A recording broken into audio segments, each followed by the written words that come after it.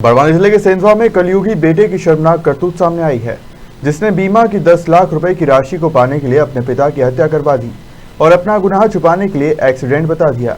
लेकिन कानून के लंबे हाथ से वह अपने गुनाह को नहीं छुपा पाया और पुलिस ने आरोपी बेटे और उसके साथियों को गिरफ्तार कर लिया। कलयुगी बेटे की शर्मनाक करतूत, 10 लाख के लिए पिता की करवाई हत्या। 3 आरोपियों ने हत्या को दिया अंजाम। पुलिस ने किया अंधे कत्ल का खुलासा। जी हां, जिस बेटे के लिए पिता ने कई मन्नतें और अपने सारे सुखों को छोड़कर उसकी परवरिश की, उसी बेटे ने अपने 3 साथियों से पिता की हत्या करवा दी, वो भी महज 10 लाख रुपए के लिए।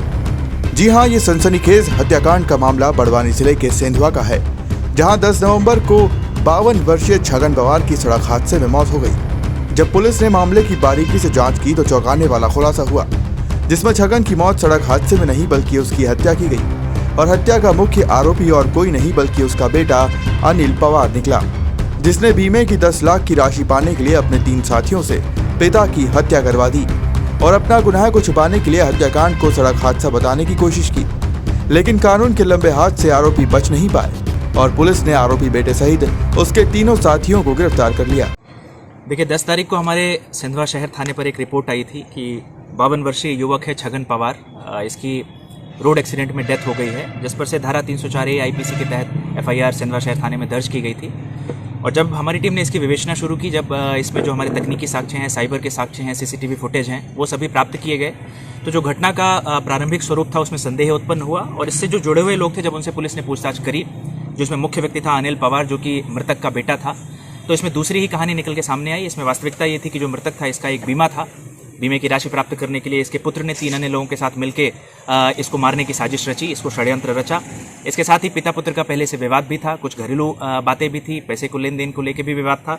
इन सब बातों को लेकर इसमें अनिल पवार ने अपने पिता की मृत्यु का पूरा एक प्लानिंग करी। इसमें बिट्टू, गोलू और करण 3 अन्य आरोपी भी हैं। ये 4 आरोपी पुलिस प्रकरण में है, जिनको पुलिस ने गिरफ्तार किया है। और एक जो प्रथम दृष्टया प्रकरण एक्सीडेंट का स्वरूप देने का इन्होंने प्रयास किया था बीमे की राशि हड़पने के लिए, वो मूलतः एक हत्या का प्रकरण निकल के आया है और इसमें धारा 302 आईपीसी के तहत इजाफा किया गया है। इसमें मृतक का 10 लाख रुपए का बीमा था।